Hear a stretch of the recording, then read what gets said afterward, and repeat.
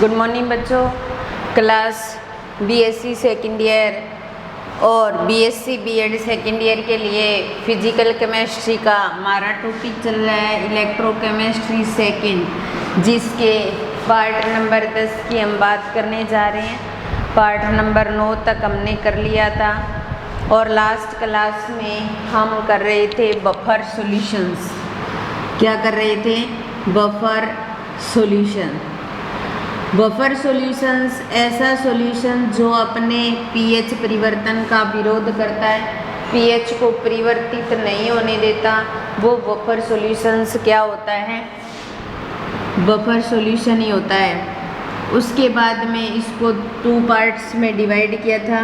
एक था simple buffer solutions और एक था मिक्स्ड बफर सॉल्यूशन, मिश्रित बफर विलयन। सिंपल या साधारण बफर विलयन या सिंपल बफर सॉल्यूशंस, इस प्रकार के जो कोई भी पदार्थ का विलयन होता है वो सिंपल बफर सॉल्यूशंस ही होता है। जैसे हमारे पास CH3 COONH4 लिया जाए और इसे CH3 CO नेगेटिव और NH4 पॉजिटिव में चेंज कर दें, ठीक है। अब एसिड की फॉर्म में एसिड डालें, तब ये क्या करता है? CH3 CO नेगेटिव एसिड के H पॉजिटिव के साथ रिएक्शन करता है और CH3 COOH बना देता है, अपने pH परिवर्तन का विरोध करता है। अगर बेस डाला जाए तो ये NH4 पॉजिटिव OH नेगेटिव के साथ रिएक्शन करता है और NH4OH बनाता है। तो इस प्रकार ये अपने pH परिवर्तन का विरोध करते हैं। तो इसीलिए इन ऐसी कंडीशन में pH परिवर्तन नहीं होता, no change in pH, pH में कोई चेंज नहीं होता ऐसी कंडीशन में। और मिक्स्ड बफर सॉल्यूशन 2 प्रकार के होते हैं, एक एसिड मिक्स्ड बफर सॉल्यूशंस और एक होता है base mixed buffer solutions. Acid mixed buffer solution और basic mixed buffer solutions. Acid buffer solution जो होता है वो CH3 COONA ये टूटता है तो CH3 CO नेगेटिव और Na पॉजिटिव में टूट जाता है। पहली कंडीशन एसिड डाला जाए तब ये CH3 CO negative H positive के साथ रिएक्शन करता है और CH3 COOH बनाता है। अगर बेस डाला जाए उस कंडीशन में Na पॉजिटिव OH नेगेटिव के साथ रिएक्शन करता है और क्या बनाता है? NaOH बनाता है। इस प्रकार नो चेंज इन pH परिवर्तन, नो चेंज इन pH, तो pH में कोई चेंज नहीं आता। अगर बेसिक टाइप का बफर सॉल्यूशन है तो उसमें हम एग्जांपल लेते हैं NH4Cl का। ये NH4 पॉजिटिव और Cl नेगेटिव में टूट जाएगा। पहली कंडीशन, अगर एसिड लेंगे तो एसिड ले रहे हैं तो H पॉजिटिव Cl के साथ रिएक्शन करता है और HCl, और बेसिक की कंडीशन में NH4 पॉजिटिव OH नेगेटिव के साथ रिएक्शन करता है और NH4OH बनाता है। नो चेंज इन pH,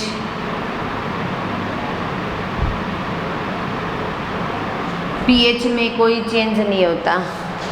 तो जो मिक्स टाइप के बफर सॉल्यूशन होते हैं वो इस प्रकार के होते हैं कि उनके अंदर अपने एक स्ट्रॉन्ग और एक वीक लिया जाता है। चाहे स्ट्रॉन्ग एसिड ले, चाहे स्ट्रॉन्ग बेस ले, चाहे वीक एसिड ले, चाहे वीक बेस ले, एक स्ट्रॉन्ग और एक वीक लिया जाता है। तो ये बफर सॉल्यूशंस के टाइप और बफर सॉल्यूशंस क्या होता है इससे संबंधित बात जो लास्ट वीडियो के अंदर बीच में ही रह गई थी हमारी। उसके बाद में हेंडरसन हेज़ल इक्वेशन,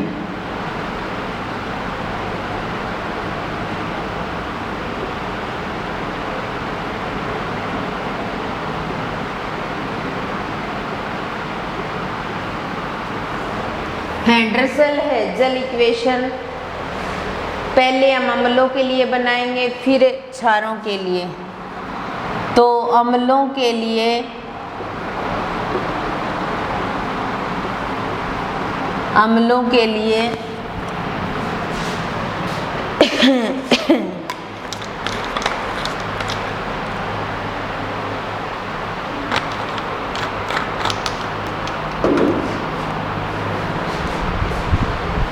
देखिए भाई, अम्लों के लिए हेंडरसन हेज़ल इक्वेशन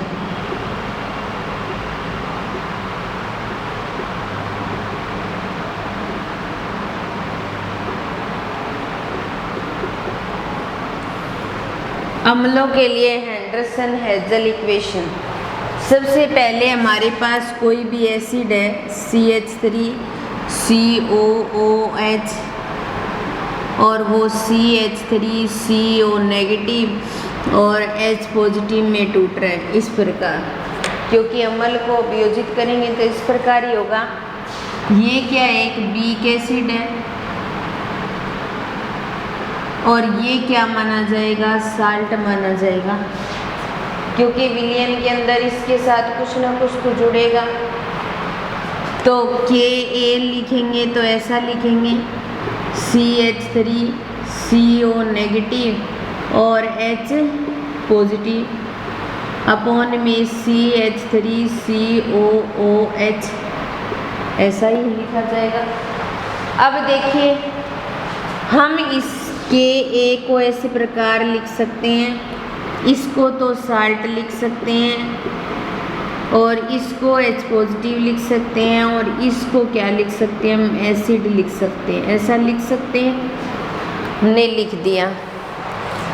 अब हम H पॉजिटिव को यहाँ लेकर आए तो Ka किसके साथ में जुड़ेगा, Ka जो है वो एसिड के साथ जुड़ेगा और कोन में क्या आ जाएगा, साल्ट आ जाएगा।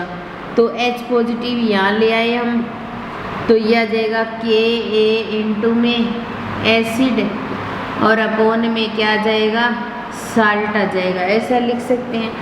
ये इक्वेशन बन गई हमारे पास। अब हम क्या करेंगे, इसका लॉग ले लेंगे। इस समीकरण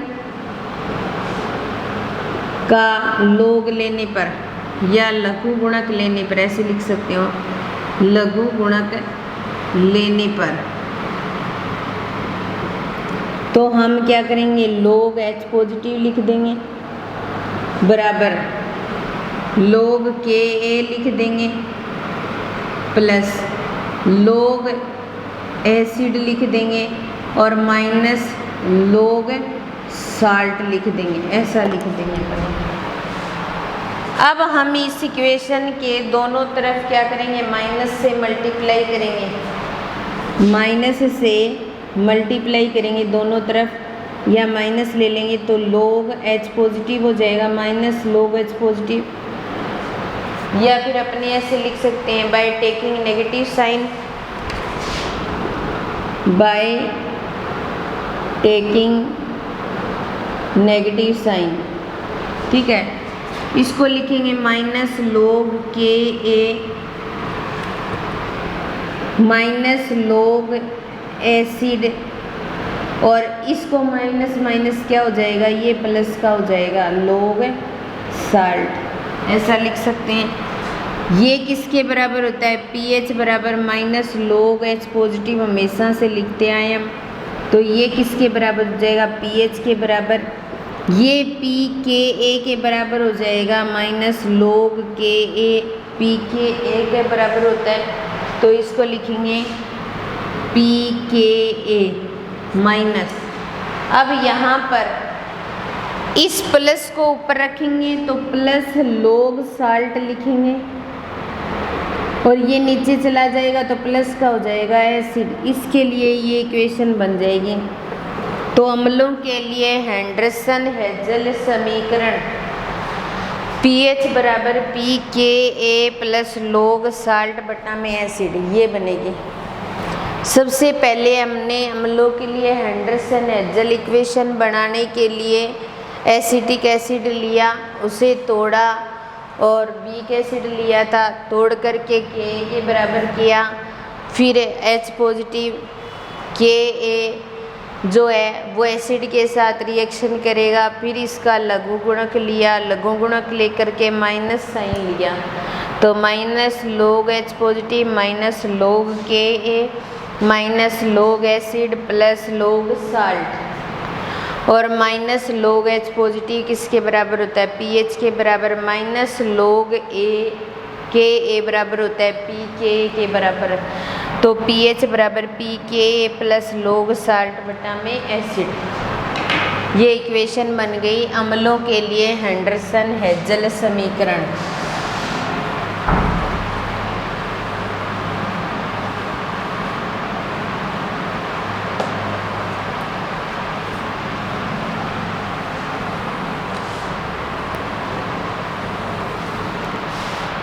उसके बाद में आती है क्षारों के लिए हेंडरसन हेजल समीकरण।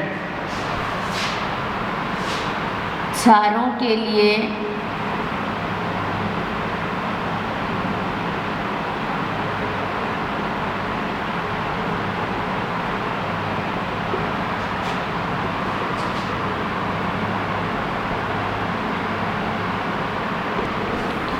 क्षारों के लिए हेंडरसन हेजल इक्वेशन। क्षार लेंगे जैसे NH4OH ले लें, इसे तोड़ेंगे तो ये NH4 पॉजिटिव और OH नेगेटिव में टूटेगा, और ये क्या है, वीक बेस है, ठीक है, और ये किस में परिवर्तित हो गया, साल्ट में, ठीक है। तो Kb का मान, Kb किसके बराबर आ जाएगा, NH4 पॉजिटिव OH नेगेटिव और NH4OH इसके बराबर आ जाएगा। तो Kb बराबर साल्ट OH नेगेटिव अपॉन में बेस, ये आ जाएगा। अब OH नेगेटिव इस प्रकार लेंगे तो Kb इंटू में बेस अपॉन में साल्ट, ये आ जाएगा। इस समीकरण का लघु गुणक लेने पर लोग OH नेगेटिव बराबर लोग Kb प्लस लोग बेस माइनस लोग साल्ट, ऐसा आ जाएगा। फिर उसके बाद में टेकिंग बाय नेगेटिव साइन ले लेंगे तो माइनस लोग OH नेगेटिव माइनस लोग Kb माइनस लोग बेस प्लस लोग साल्ट, ठीक है। अब माइनस लोग जो OH है माइनस log OH जो है वो POH के बराबर होता है, ये PKB के बराबर होता है माइनस log KB। तो हम यहाँ लिख सकते हैं POH बराबर PKB plus log salt upon में बेस, ये लिख सकते हैं। POH ज्ञात करना है तो PH positive PH plus POH बराबर 14 होता है, तो POH निकालना है तो 14 माइनस PH करेंगे अपने, तो इसकी जगह हम 14 माइनस PH लिख सकते हैं अपने, 14 माइनस PH लिख सकते हैं बराबर PKB plus log salt upon में बेस। फिर यहाँ पर इसके लिए इक्वेशन बनेगी वो इस प्रकार बन जाएगी PH 14 minus PKB plus log salt upon में बेस। तो बेस के लिए जो हेंडरसन हेजल इक्वेशन आएगी वो इस प्रकार आएगी। बेस के लिए हेंडरसन हेजल इक्वेशन इस प्रकार निकाल सकते हैं अपने। तो ये एक बढ़िया टॉपिक था, कंप्लीट हो गया ये एक प्रकार से।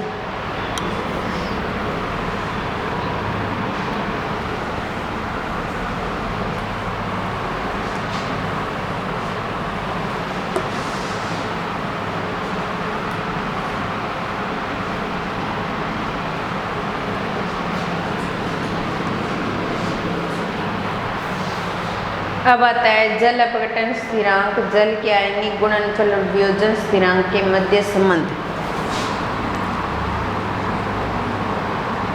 जल अपघटन स्थिरांक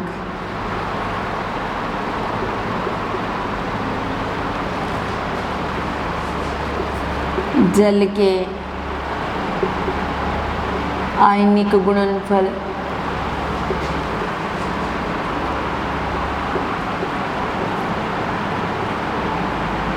व वियोजन स्थिरांक में संबंध।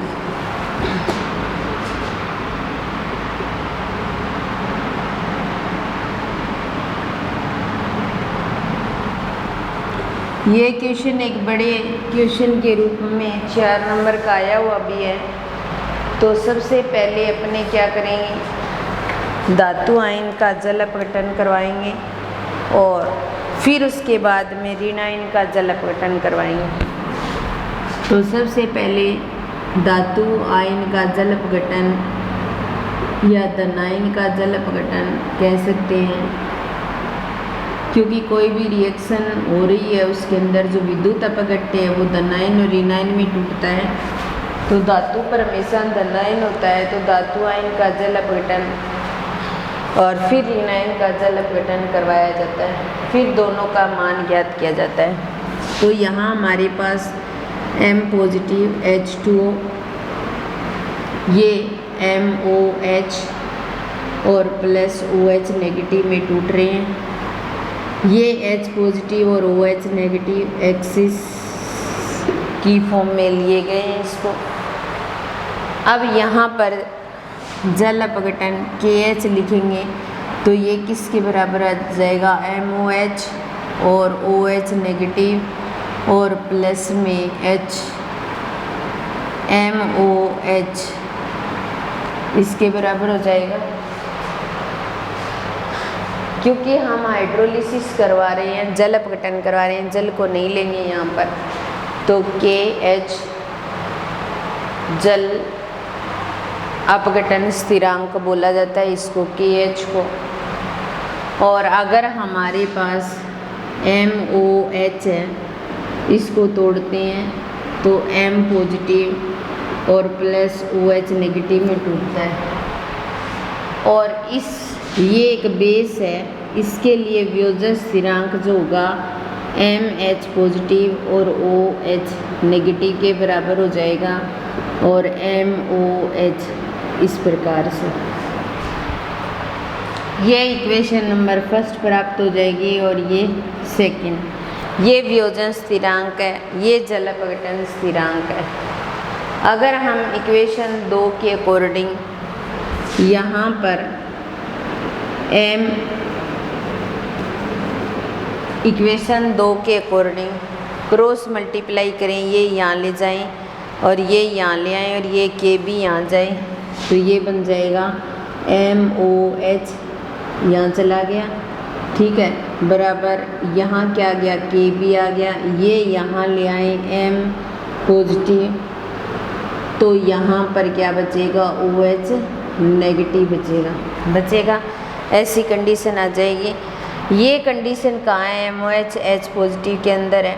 तो ये इक्वेशन नंबर क्या, इसको 2 नंबर नाम दे दें। तो इक्वेशन 1 व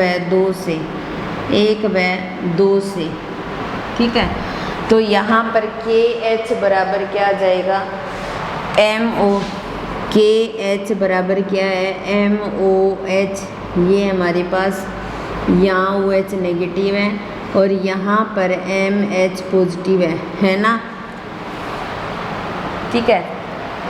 तो उसके बाद में यहाँ पर ये H पॉजिटिव में टूटेगा, ये H पॉजिटिव होगा भाई, यहाँ पे हमने थोड़ा सा मिस्टेक कर दी थी यहाँ पर, ठीक है, ये H पॉजिटिव है। अब देखो MOH इसकी जगह ये मान रखेंगे तो KH बराबर क्या जाएगा, ये OH नेगेटिव बटा में के भी आ जाएगा ना, इस पूरे के जगह ये आ जाएगा, ये इसके बराबर है। और यहाँ पे H पॉजिटिव है, वो वैसे के वैसे रख देंगे। और KW बराबर क्या होता है, H पॉजिटिव और OH नेगेटिव होता है ना, तो यहाँ पे आ जाएगा KH बराबर KW बटा में KB, ये इक्वेशन प्राप्त हो जाएगी। और इसको इक्वेशन नंबर 3 नाम दे देंगे। तो सबसे पहले KH जल अपघटन स्थिरांक का मान ज्ञात किया, फिर उसके बाद में वियोजन स्थिरांक का मान ज्ञात किया, दोनों की तुलना की तो हमें एक जल अपघटन स्थिरांक भी आ गया। तो ये जल का आयनिक गुणनफल भी ज्ञात हो गया, जल अपघटन स्थिरांक, जल का आयनिक गुणनफल और वियोजन स्थिरांक। अब हम क्या करते हैं, M पॉजिटिव के जल अपघटन को ओस्टवाल्ड के तन्यता नियम पर लागू करें। तो MH पॉजिटिव के जल अपघटन को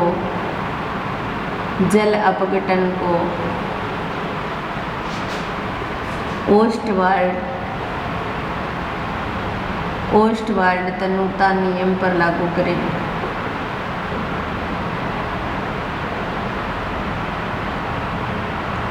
तो MH पॉजिटिव प्लस H2 ये किस में चेंज हो जाएगा, MOH और H पॉजिटिव में चेंज हो जाएगा। इस प्रकार M पॉजिटिव का जल अपघटन करवाएंगे। तो प्रारंभिक रूप में 1 और 1 और ये 0 और 0 था, कुछ जल अपघटन हुआ, तो इस प्रकार इसको एक्सिस मान लिया जाएगा और ये H आ जाएगा, ये आ जाएगा H।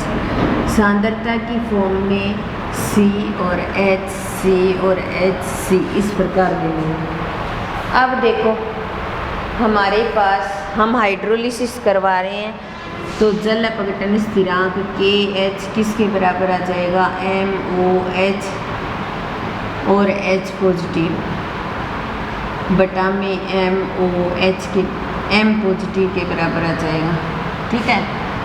तो KH बराबर आ जाएगा HC इंटू में HC और 1 अपॉन में H और C, HC H कैंसिल, तो KH बराबर आ जाएगा H स्क्वायर C और H स्क्वायर बराबर आ जाएगा KH अपॉन में C और H बराबर आ जाएगा KH अपॉन में C की अंडर रूट।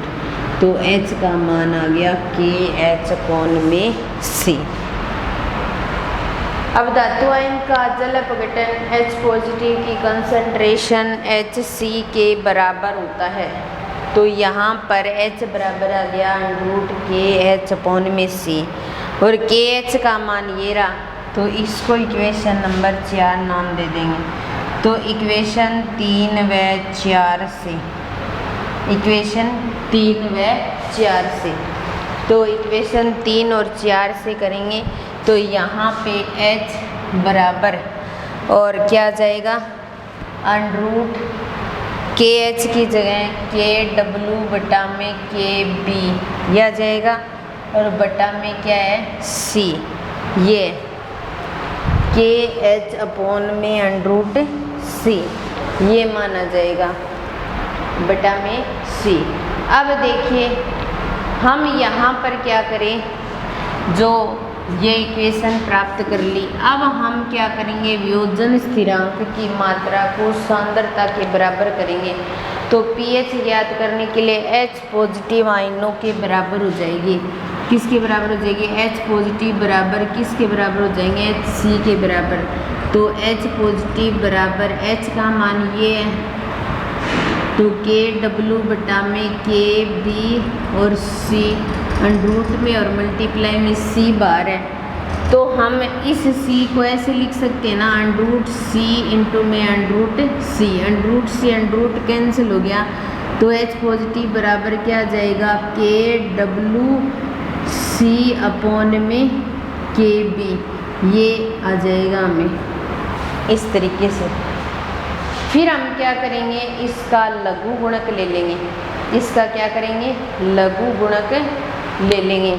तो लघु गुणक लेंगे तो log H पॉजिटिव बराबर log और के डब्लू 1/2 आ जाएगा, प्लस log C 1/2 आ जाएगा, और माइनस log के बी 1/2 आ जाएगा।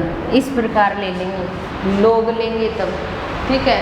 और पावर कहाँ आ जाएगी, आगे आ जाएगी, और माइनस भी लगा देंगे। तो log H पॉजिटिव और माइनस 1/2 log के डब्लू माइनस 1/2 log C, और ये प्लस का हो जाएगा, तो 1/2 log के बी ये आ जाएगा। अब देखिए माइनस log H पॉजिटिव को क्या लिखेंगे, अपने